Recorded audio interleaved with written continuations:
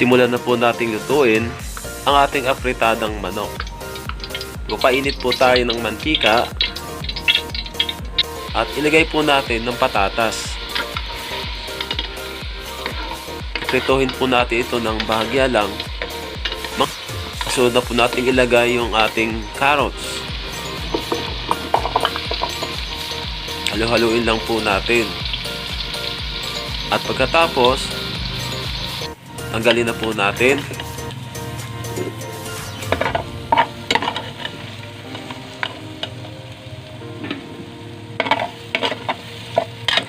Kasunod po ay prituhin din po natin ng bahagya yung ating bell pepper.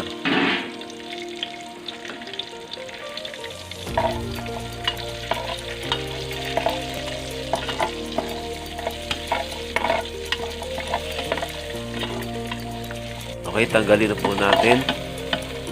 Pagkatapos,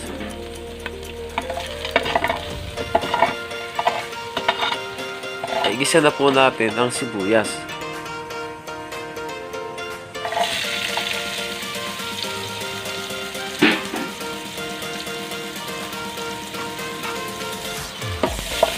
Halo-haloin lang po. Pagkatapos ilagay na po natin ang bawang.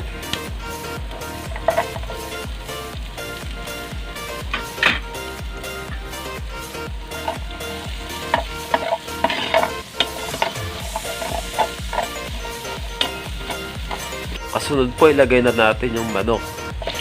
Yung pong bawang hindi na po natin masyadong pinapula kasi kailangan po yon para yung anghang ng bawang ay makakatulong po yun para maalis yung lansa ng manok sa pagsangkutsa po natin.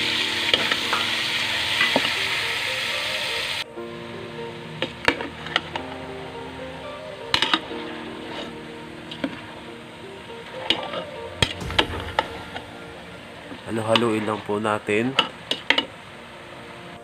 Tapos ilagay na po natin yung ating patis.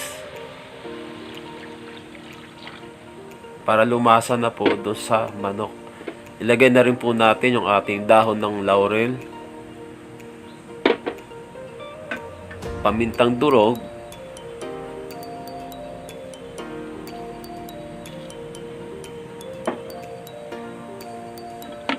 okay, halo-haluin lang po.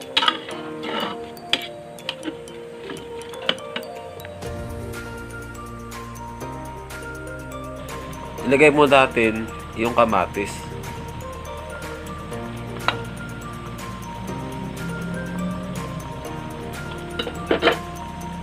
Takpan po muna natin at hayaan lang po natin na kumulo mga 5 minutes. Yun, tingnan po natin. Halo-haloin lang po natin para mapunta sa itaas yung nasa ilalim.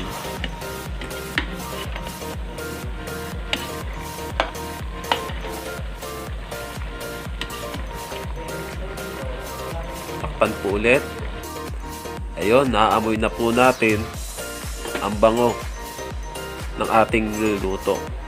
So ilagay na po natin ito pong ating patatas at yung ating carrots para mamaya pagka naluto po yung manok ay kasabay na rin maluluto yung ating mga sangkap. Ilagay na rin po natin ang ating bell pepper.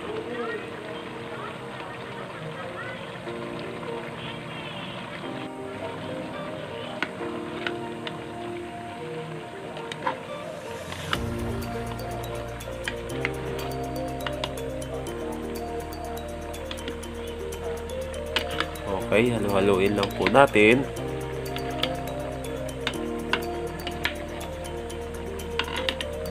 Tapos ilagay na po natin ang ating tomato sauce. Iba po kasi nilalagay tomato paste. Dapat yun po ang gagamitin ko. Kaya lang wala po akong mabili dyan sa tindahan. Kaya yan lang po ang aking ginamit. Pala hindi ko naman po inubos kasi baka mamaya umasim naman. Tatantahin nyo na lang po. Kasi kung minsan pagka maraming tomato sauce ay masyadong maasim. Okay, haluin lang po natin. Lagyan po natin ng isang basong tubig.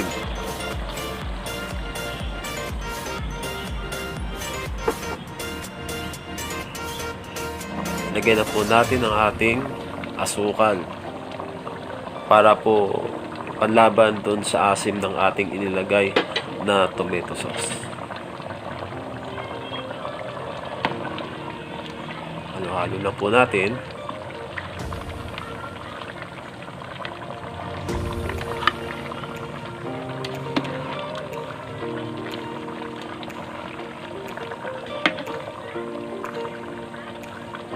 Okay, takpan ulit natin at pakukuluin. Yan, tingnan po natin kung luto na yung manok.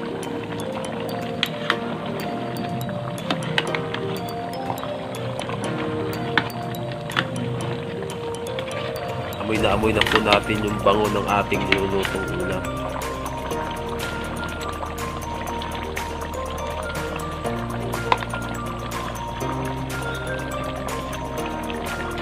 Takpan po ulit.